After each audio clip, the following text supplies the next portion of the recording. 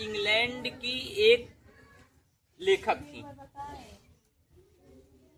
और इन्होंने जो हमारे देश में 1857 की क्रांति हुई थी उसको यह लिखती हैं। लिखती कैसे हैं? इनका जो उस पुस्तक का लेख था England India, England and India.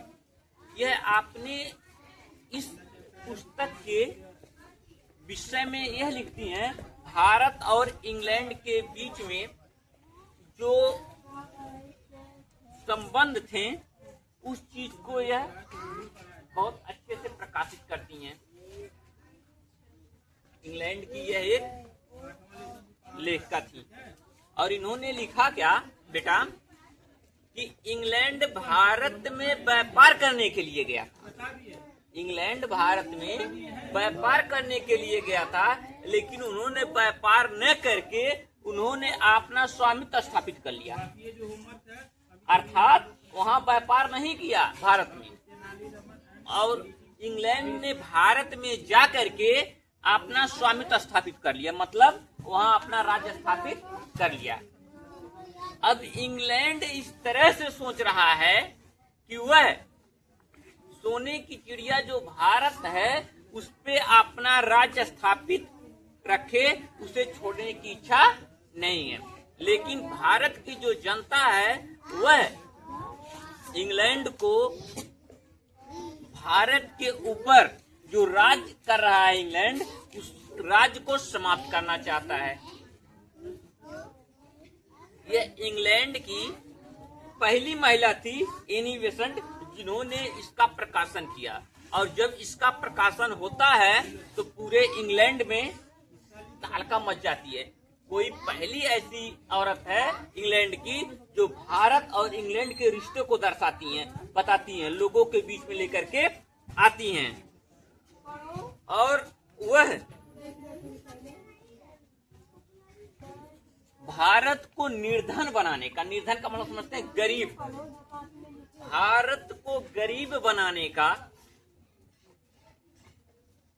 एक सोच रखने वाली, जो दूसरे देश से भारत में व्यापार करने गई थी, वह उस देश को खोखला बना रहा है। किसको? इंडिया को। अब खोखला कौन बना रहा था? इंग्लैंड। क्योंकि उन्होंने सोचा कि हम तो व्यापार करने गए थे, लेकिन हमने क्या किया? व्यापार को भूल गए, हमने उस पर राज्य ही स्थापित कर लिया। जैसे किसी के घर गांव में गए आप, वहां पे आप कोई वस्तु बेचने के लिए गए, तो वस्तु न बेच करके आप उससे पूरे गांव को ही कब्जा कर लीजिए, पूरे गांव को ही कब्जा करके वहां रह जाए, कह दीजिए मेरा जमीन मेरा घर हो गया है। इस तरह से जो इंग्लैंड के लोग थे यहाँ मसाले का, कपड़े का, कच्चे माल का व्यापार करने के लिए आए थे, लेकिन उन्होंने जब देखा कि यहाँ के लोगों में फूट है, एकता नहीं है, तो उन्होंने यहाँ अपना राज्य स्थापित करने के लिए सोच लिया। इंग्लैंड उसने क्या किया? फूट डालो, राज करो, साम दाम दंड भेद सारे तरीकों को अपना करके भारत में अपना राज्य स्थापित कर लिया। अब ये हुआ कैसे? यहाँ के जो कारीगर थे वह हाथ से कपड़े को बुनते थे, कपड़ा बनाते थे, और वह लोग क्या करते थे, यहाँ से सूती वस्त्र, सूती मतलब कपास को खरीद करके अपने देश ले जाते थे, और वहाँ यह लोग यहाँ के सस्ते माले को खरीद करके इंग्लैंड ले जाते थे, फिर वहां से वस्त्र तैयार करके ला करके भारत में बेचते थे। जिससे होता क्या था कि यहाँ के जो हाथ से काम करने वाले बुनकर थे उनकी स्थिति बहुत कमजोर हो जा रही थी, क्योंकि उनकी लागत ज्यादा पड़ रही थी और प्रॉफिट कम हो रही थी। जबकि वह लोग जो माल था, कच्चा माल सस्ता में खरीद करके अपने देश से तैयार करके यहाँ उच्च दामों पे बेचते थे, इसलिए वहाँ के लोगों को लाभ ज्यादा होती थी।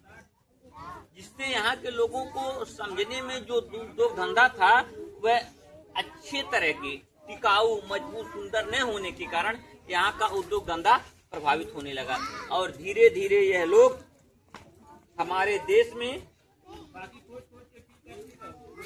यह अपना राज्य स्थापित कर लिए। इसके बाद बहुत संघर्षों के बाद हमारे देश को पुनः आजादी प्राप्त हुई। इसी चैप्टर में भारत की स्थिति और इंग्लैंड की कारनामे को इनिवेशन दर्शाई हुई हैं। यही इस चैप्टर का मुख्य शीर्षक था। भारत और इंग्लैंड के बीच जो व्यापार करने के लिए आए थे और यहाँ राज्य स्थापित किए थे, इसी विषय पे इनिवेशन आपने लेख को लिखती हैं और प्रकाशन आपने पुस्तक को प्रकाशित करके लोगों के बीच में भेजती।